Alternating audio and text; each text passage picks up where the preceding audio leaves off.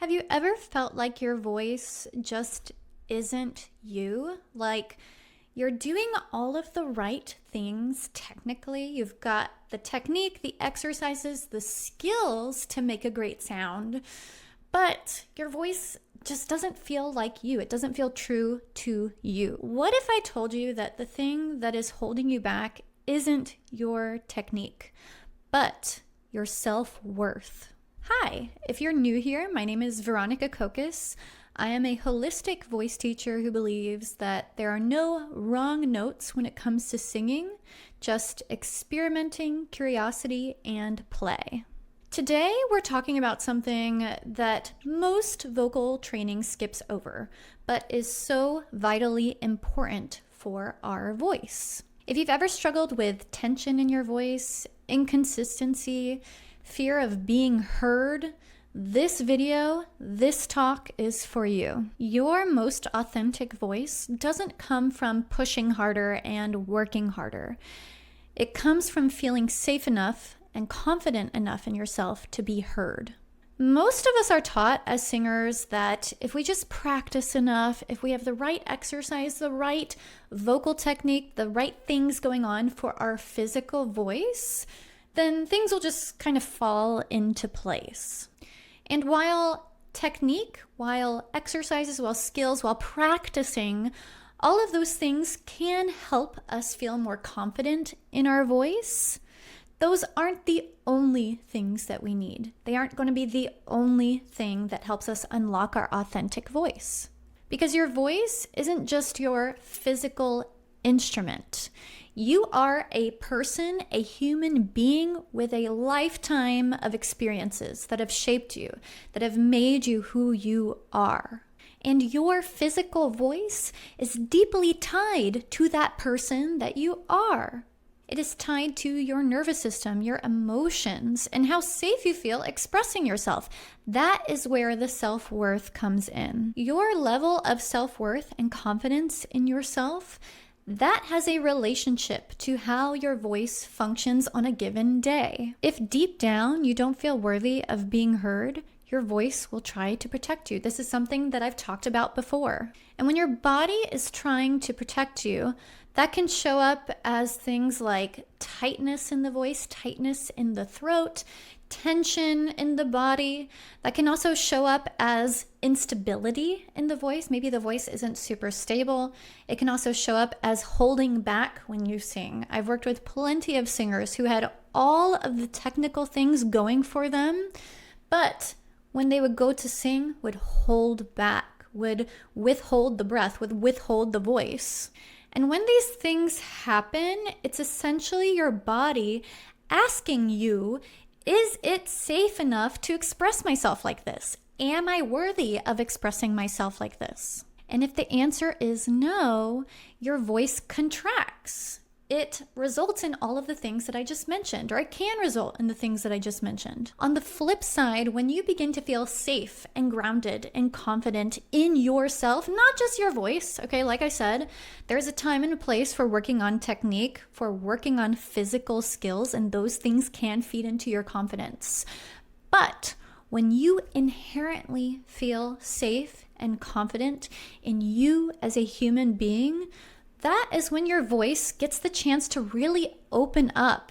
That's when you get the chance to really express yourself honestly and authentically. Now, I just mentioned a few physical things that can show up when we're not feeling confident in ourselves, when we're not feeling confident in our self-worth. I mentioned those physical things, but there are a few other things, a few other ways in which lack of self-worth can manifest in our singing. A few of those things are sounding better when you're singing by yourself versus when you're singing in front of others. Maybe you're constantly comparing yourself to other singers, and perhaps you even overthink every note that you're about to sing or every phrase that you're about to sing instead of fully being in the meaning and emotion of the music. If any of these things that I've said so far resonate with you, I want to be clear that nothing is wrong with you.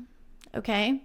I think it's very easy when we hear people talk about tightness in the voice or overthinking or comparison, and we're talking about these things that contribute to lack of confidence and self-worth.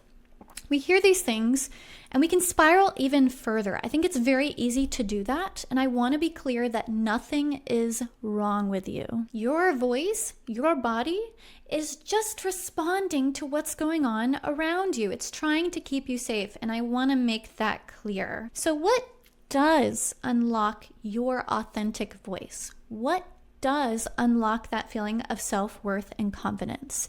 It isn't just more practice time and more drills. Though those things can help and build confidence, it isn't just that. It is giving yourself permission to express your voice and express yourself. Give yourself permission to sound imperfect, to sing wrong notes, to crack, to make all of the kinds of sounds that we make with our voice when we're getting to know our voice. Give yourself permission to be heard without apology. But how do we do this on a practical level?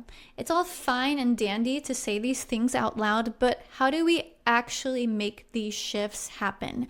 How do we go from feeling that lack of self-worth, that comparison, that not feeling good enough to be heard? How do we go from that to feeling more secure in ourselves and feeling confident to express ourselves? The first thing is to notice your internal dialogue when you're singing, or even just throughout the day. This is a good practice to keep in mind and to engage with, even outside of singing. And when I say noticing your internal dialogue, what I encourage you to do is when a thought comes up like, oh, I'm not good enough, or, oh, I'm not a good singer, etc., etc. Instead of following that thought down the rabbit hole, I want you to label that thought, okay? And what this can look like, honestly, what this looks like for me is when something comes up like, oh, I don't know what I'm talking about, or, oh, I'm not a good singer.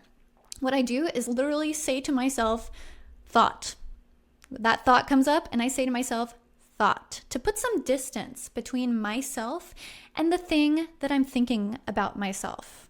Having some of that distance gives me some space to reflect on, is this true? It helps me take a beat and say to myself, is this actually accurate?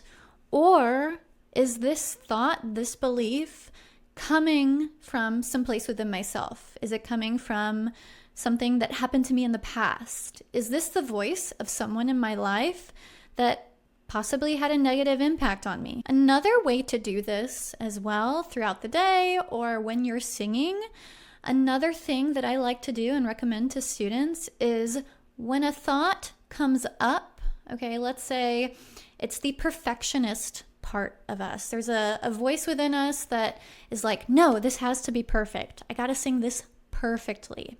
So we can imagine that there's a perfectionist part of ourselves, that perfectionist side. I sometimes like to envision that side of me as a person, okay, like as an actual person. And this person is in the car with me, the car of life, the journey of life. They're coming along for the ride.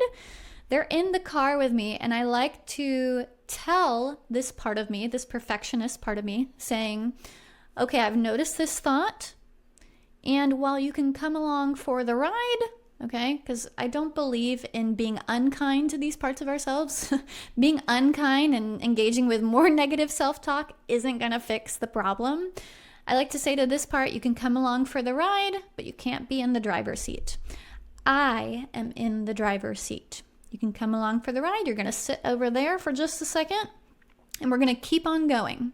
So if I have that thought like, I'm not a good enough singer, oh, I've got to get this perfect, I pause and say to this perfectionist part, you can come along for the ride, but you can't be in the driver's seat. That's another way to put some distance between ourselves and our thoughts when we're in the moment, when we're singing or practicing. Beyond this idea of self-talk, what are other things that we can do? One other thing that I recommend to students who are maybe feeling that lack of confidence in their voice, that lack of self-worth, is I recommend to sing without performing. And that might sound a little silly, but what I mean by this is just singing to sing and have fun. Okay, because obviously we can get into our practice routine. We can, carve out some space for us to practice, to work through our skills, work on technique, work on the songs that we're doing. I think it's very easy when we spend most of our singing time like that to get too analytical about the voice, to get too in our heads about our voice. And again, while there's a time and a space for working on technique, for working on music and thinking about these things analytically, I also think that we need time just to play with our voice, to just have fun singing the songs that you want to sing. Set aside time to play with your voice, singing the songs that you love, focusing on just the expressing part of yourself, the expressing the meaning of the song. Focusing on those things can take us out of that self-judgment and criticism. Now, the third thing that I'll share when it comes to unlocking your authentic voice, when it comes to feeling more confident and engaging with more self-worth in your singing, the last thing that I'll share is that I invite you to question and redefine what good singing is, what a good voice is. What I mean by this is, from my own personal experience, growing up in the 2000s, early 2000s, as a kid, as a preteen, I watched American Idol, and I feel like a lot of the narratives and ideas of good singing that I developed, that I came to believe in, were shaped around or shaped by the culture I lived in. So watching a lot of American Idol, Simon Cowell on that TV show could be just so cruel to some of the singers on there. And while I think people going on that show, not everyone is going to be at the same level skill-wise. Maybe not everyone is going to be ready for a show like that or for success like that. I don't necessarily think we need to be cruel to people, just in general, when it comes to criticizing singers, when it comes to using certain language. I don't think that is necessary, okay?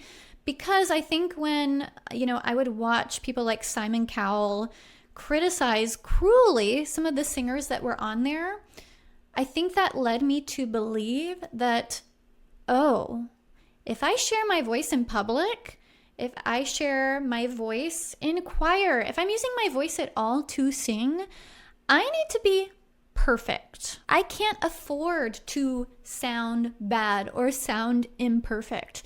And I think we even see that today on social media. I know that there are plenty of videos out there where singers have posted their voices, have posted their singing, and regardless of how talented the singer is, because I've seen some of these comments on videos of amazing singers, there is always going to be that one person in the comments that is like, oh, you didn't do this right.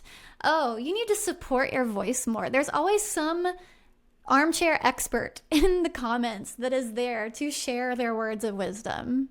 And I think with these messages that we receive in the culture, we internalize a lot of that, I think. And I think it's worth questioning, what is a good voice to me? What is good singing to me? And how would I define that? Not how the culture defines that, but how do I define that? I think of some of the singers that I really love, that I really enjoy watching their performances. And while these singers that I enjoy watching are talented, have skills that they've developed over time, their performances aren't necessarily perfect, okay? There'll be maybe a pitch here and there or a sound that they're making that isn't quite, quote, perfect, in the eyes of, some of these experts or whatever. They're not necessarily polished. They're not necessarily entirely perfect. But I enjoy their performances because of that combination of, some of their talent, but more so how they're expressing themselves, how they're expressing the meaning of the music. You could have somebody who is a perfect, quote, perfect singer. Okay, they've got all the skills, the talent. They're singing like circles around everybody else. But if they're performing like a robot, if as I'm watching them perform, it's just like dead eyes, there's nothing going on in there, that isn't an interesting performance to me. I'm sorry. Like, vocally, it could be amazing, but if they're not expressing themselves and I'm seeing that emotion in their performance, it means nothing to me. I'm sorry. So all of this tying back to my point that we need to redefine what good singing is. Where is the bar? Not the bar set by the culture and the cultural messaging we've received, but what is our bar for good singing? Now, all of these things, recalibrating our self-talk, letting ourselves play with our voice, and redefining what good singing is for ourselves, all of these things work together to help develop our self-worth. They are by no means magic fixes to giving us self-worth and confidence in our voice. All of these things, they take practice, they take time, because just as it takes time to develop your physical vocal technique through tools, through exercises, through warm-ups, all of that physical work, just as it takes time to develop those skills, it also takes time to develop these internal skills. This isn't to discourage you by any means. I'm sharing all of these thoughts to encourage you to be compassionate with yourself, to be kind to yourself. And I think that compassion, that self-compassion, is one of the keys to building this self-worth and confidence in our voice. All right, if this resonated with you today, I would love to hear your thoughts in the comments. And if you're ready to explore your voice beyond just the physical, but getting into mindset, getting into the emotional side of singing, be sure to subscribe. You can also join my Curious Singer membership and take your singing to the next level. In the meantime, happy singing, y'all.